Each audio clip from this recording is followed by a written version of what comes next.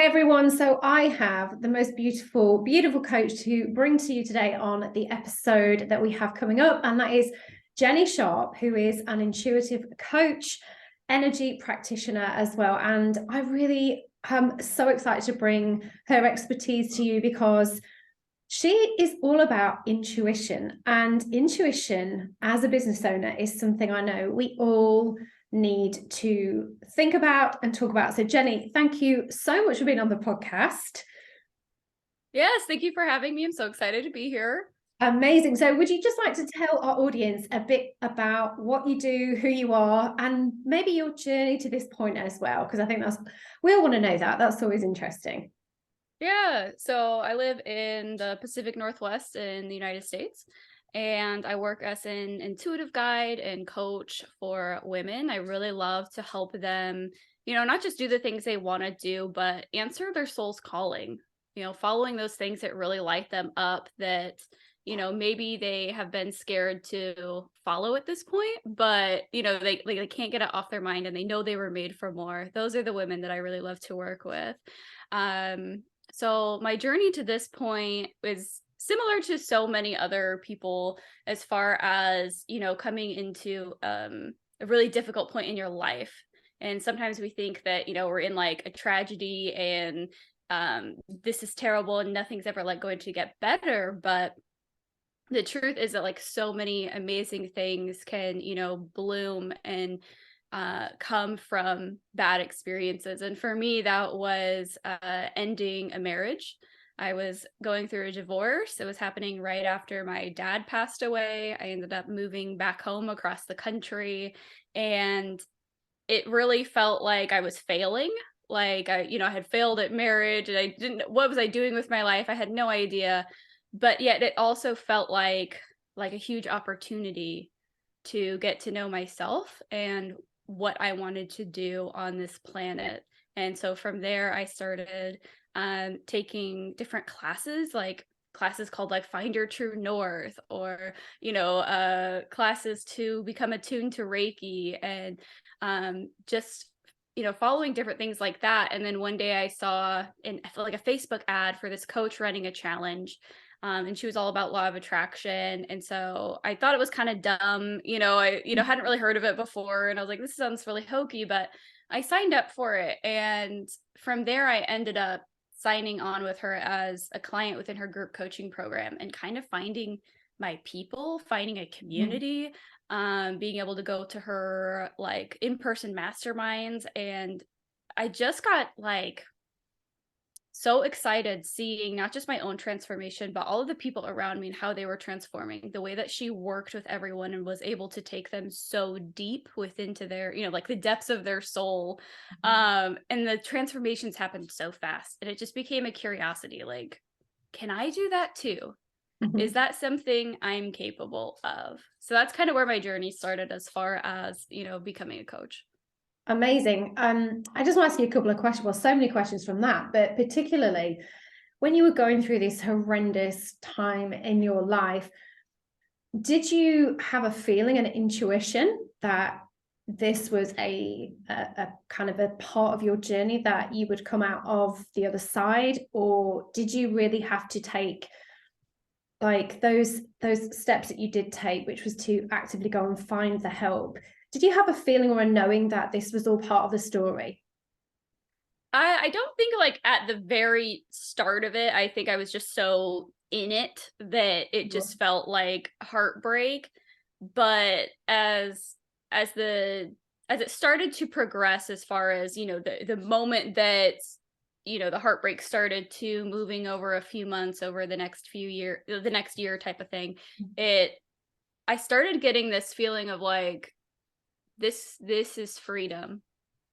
Okay. This could be the start of something amazing. And right, like looking back at my own journey and realizing how free I hadn't been within this marriage, within who I was being, and how kind of trapped I felt. And so there, as scary as it was, as heartbreaking as it was, there still was that feeling of freedom. I love that. and you took the action to go and actually work through that. It must have been such a hard time. And I know that a lot of our listeners, obviously life happens to us all, and there are difficult moments. And I think as well, a lot of people, particularly in those moments, feel very lost. Like it shakes up our world. It shakes our purpose. And we don't necessarily have to have anything so tragic happen, but when we are lost and when we are kind of trying to find our way, I'd love you to talk to our audience about how you can actually find that purpose, because you mentioned the word your soul's calling. And as you know, this podcast is called The Purpose and Potential and Power. And that is what this is all about, helping women to find their purpose. So can you talk about like how, even in the dark times and as well beyond that, how you help women to find, or how they can find their soul's calling? We all want to know that thing we are born to do, the thing, like you said, we're made for more to do, and to make that impact and to feel so fulfilled and seen and valued, don't we? Yeah, absolutely. I really love working with women one-to-one so that we can really, dive deep. Mhm. And I feel like most women, they might not know exactly, like they might not have all the pieces put together, but there's like an inkling of something, or at least a curiosity of, I'm really interested in this, or, but sometimes we're kind of a little blind to it. Like it might be the thing we're most natural at, that we see possibly as insignificant, like because it's just a part of who we are. We don't see it, the way we interact with other people. But a lot of the times the women I work with are multi-passionate, as well as entrepreneurs. And I mean, working with a coach, I think, could be really eye-opening, or even like a therapist, or, someone to help Yeah. you kind of unlock that potential a little bit. Because I think sometimes even when we know, we don't want to know, because there's a fear there of, if I really know, then I have to actually go follow it. Yeah. If I really know that then I actually have to be responsible to this and own up to my potential greatness. Yeah, I see what you're saying. Yeah, absolutely. And I think as well, some of it comes from, like you said, we are blind to the things that we're good at. And sometimes we don't want to admit to the things that we're good at, because we might feel like we're bragging or boasting or saying, oh, this is my skill, this is my zone of genius. And a lot of particularly women hold themselves back, don't they, from actually recognizing they have incredible talent in something, and then standing up and saying that to the world. Yes, you need to hire me as a coach because I'm good at whatever. We need to hire Jenny as the coach because she's the person that, she's going to help you find your purpose. And we're sometimes afraid, aren't we, to stand up and tell the world. Why do we do that? Right. And one of my favorite client journeys that I've seen, she came to me, working in corporate, also working as an artist, but she was like, I want to shut down this part of my business, and I want to like lead retreats. I want to lead high-end luxury retreats. But I said, okay, cool. But she had, this story in her mind of like, I can't do that. I've never done anything like that. Who would hire me to do that? And as we went through the coaching process, it really started to unfold that it was, her wanting to facilitate these experiences for other moms, to help fill that need that where she was lacking in her life. And so part of that became, okay, you need to actually go on this journey yourself. You need to, work on your relationship with yourself, with your husband, with your kids, pouring all of that back into you, that self-love, that care, that sparking your desire again, having your own identity outside of your children. And from there, that's where she started to gain ground in what was possible for her to hold retreats for other women, because she was going on that journey as well. Yeah. And yeah, to me, that is just such a beautiful transformation. And then that even then transformed her, realizing that one of her kids was on the spectrum, and realizing that she wanted to be a leader in that space. She wanted to hold retreats for moms with children specifically on the spectrum. And so sometimes we go on these journeys and it just starts with that one little, I can't get this off my mind, I want to do this.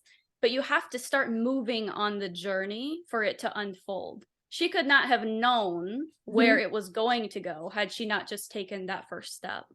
I agree completely. And sometimes like we think we have to get everything kind of resolved, like the experience, the fears, the blocks, before we are able to move forward, or we allow ourselves to move forward. Actually, if we just accept that those things are always going to be present and we keep moving, like I said, from experience, and then it is finding that deeper why, isn't it? That finding that real emotional purpose, the drive that actually gets us out of bed and makes us move, because we're so passionate about it, because we've from experience and everything, like you said. So wow, that sounds incredible what she's doing. I love it. So I want to talk to you as well, Jenny, about developing intuition as a business owner, because I have not led with my gut before. Let's call it gut, intuition, whatever you want to call it. And I have as well. And I would love to talk to you about your definition of intuition first, before we delve into like how we can use that in our business. So how do you define it? Is it gut, intuition, inner feeling? What would you say? I feel like your intuition is that inner knowing. And there's definitely, so many different ways to tap into it. But, you could view it as your connection with your soul self, your higher self, or even just universal energy. And it's part of being feminine. It's part of being a woman. And it's so hard to lead with that, especially in business, because business is so masculine and we're taught you have to be logical. Mm-hmm. But intuition is based on feelings, and feelings are not logical. Mm-hmm. Yeah. And so that is where a lot of the contrast comes, as far as being a woman who wants to lead with intuition, especially in her business, because you have to start operating in a different way that society is operating in. Mm-hmm. Yeah. Yeah, because I'm very much on the strategy kind of masculine end of the spectrum in terms of how I serve my clients and the information. But I actually, when I have lent into that intuition, that feminine, it's always served me well. However, as a business owner, you are so right. It's really hard. How can people really lean into that? Because I sometimes think that there is a confusion over, am I not doing something because I have fear, or I'm telling myself stories, I have belief blocks, or is it intuition? Like, how do you know how do you know how to read that sort of situation when we're making those big decisions in our business? Is it fear or is it intuition? Because we need to lean into all of those in different ways. I'd love to get your thoughts on this. Yeah. So finding the difference between intuition and fear, it's really going to come down to you getting to know yourself to begin with. What does intuition feel like? What does a yes feel like in my body, usually in your heart space? Because a yes is going to feel very different than a no. But I find that fear is often in our head. It's Mm-hmm. very loud, it moves very quickly, and sometimes it's the secondary thought. The first thought, the one that feels more inspiring, more, a little bit of curiosity, a little bit like, ooh. That's how I like to describe, following, your curiosity and intuition. And sometimes it just feels like a ooh type moment. The thoughts that come after, those are your stories. That's fear. Those are your mindset blocks. And, luckily we can do work with our subconscious and healing our inner child and past experiences, so that those thoughts aren't as loud. But sometimes it does just take recognizing and feeling into which thoughts feel more like a knowing, which thoughts feel quiet, Mm-hmm. and which ones are moving really quickly and don't want you to go do the thing because it might not be a good idea. And like that's always fear, and that's your programming. And sometimes we just have to say, like, I see you, fear, Mm-hmm. younger me, wherever this is coming from, I see you. But we're not going to operate from that place right now. I need you to take a back seat. Thank you for being here. Fear keeps us safe in so many ways, but a lot of the times our fear doesn't understand, it doesn't want to change, because any change, any difference is something we don't know. Something unknown is worth having fear about. But just saying, thank you. I respect your opinion, but you're gonna have to take a back seat, and I'm gonna drive now. How do we hone that intuitive knowing? Is there anything that you can share to help us? Like, I know you just mentioned about doing some deeper work, but is there anything kind of immediate that we can start practicing perhaps on a daily basis of like how to really tune into that feeling? Yeah. So some of the things that you can do, there's a thing called sway test, and it's where you just stand and you start with a couple of simple questions, something that is true and something that isn't. And when you say something is true, like my name is Jenny, you'll notice your body falls forward. When you say something that isn't true, like the sky is orange, your body naturally falls backward. Wow. It's a really trippy experience. I've done it with clients. They'd be like, "Why is my body moving?" because the truth is in your body, and your body will respond.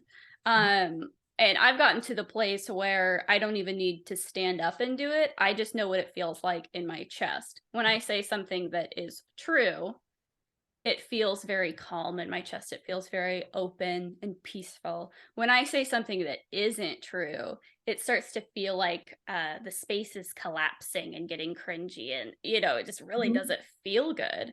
So starting to learn, how does my body react to something that is true and something that isn't, and then starting to pull in more.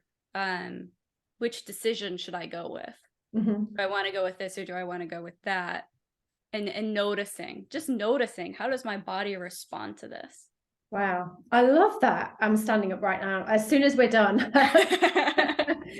That's amazing. I love it. What a great practical kind of thing that we can do. I think as well with fear, and we're talking about this and which way do we follow? Sometimes fears, I think, they come from external people. People can have an external effect on us, can't they? And they're not necessarily our own thoughts. And I love that you've just said about going back to your kind of your core. You're just in a knowing.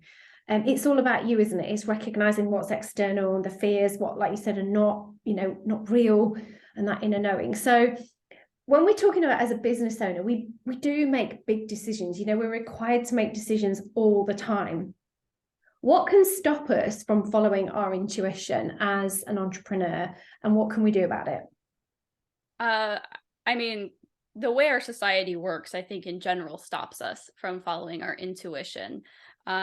Being logical, doing the right thing, doing the nice thing, doing what I should do, especially as women. And that's something that sometimes when I'm making a decision, especially when it has to do with money, I think, would a man do this?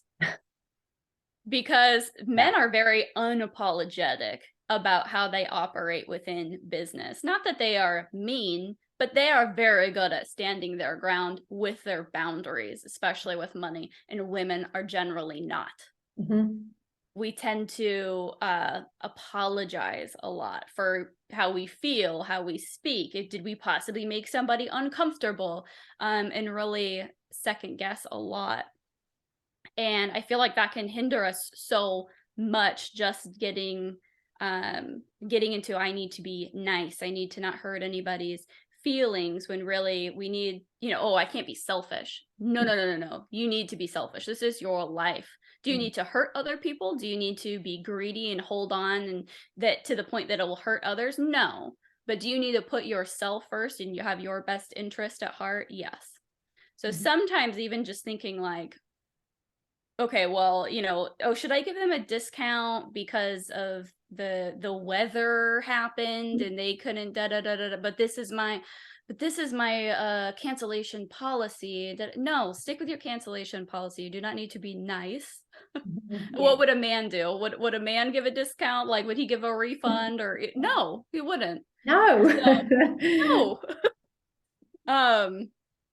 Yeah, so women within business, I think it's really going to come down to you putting yourself first and getting comfortable with doing that. And a lot of the times for me, I feel if I'm not, sometimes I like to make a big deal out of something, and I'll even talk to my friends, oh, I'm not sure if I should make this decision or if I should do that. Or I'll talk to my mom about it. And, we're always trying to get opinions from other people when deep down, I already know. I already know which decision is best for me. Mhm. Uh, and it's just that I want somebody else to validate it. I want somebody else to almost take away the responsibility of the decision that I have to make. Mhm. And so for me, one of the big red flags is if I'm trying to make something work, if I am in the energy of I need to make this work, then Mhm. it's the wrong decision. Okay. I love that. That is so true. Everything you've just said, particularly about that. I mean, I've done this, we all do it. Having the validation of somebody else's opinion. So it takes responsibility away from you. So that if you do make the wrong decision, well, you ask someone else. So the weight's off your shoulders a little bit. It's so true, isn't it? I love that. I love it.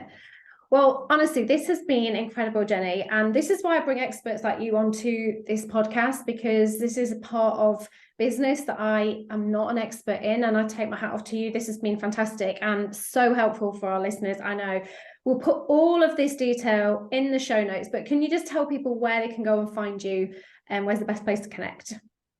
Yeah, mostly I'm on Instagram. It's my name, JenneSharpe. That's where I do a lot of connecting with others. And then my website is the same, JenneSharpe.com. We'll put all the links in the show notes, like I said. So that's absolutely fantastic. Definitely go and find Jenny. She's incredible, incredible what she does. And thank you so much for your time and giving us so much really, really, truly valuable information today. Thank you. Thank you for having me.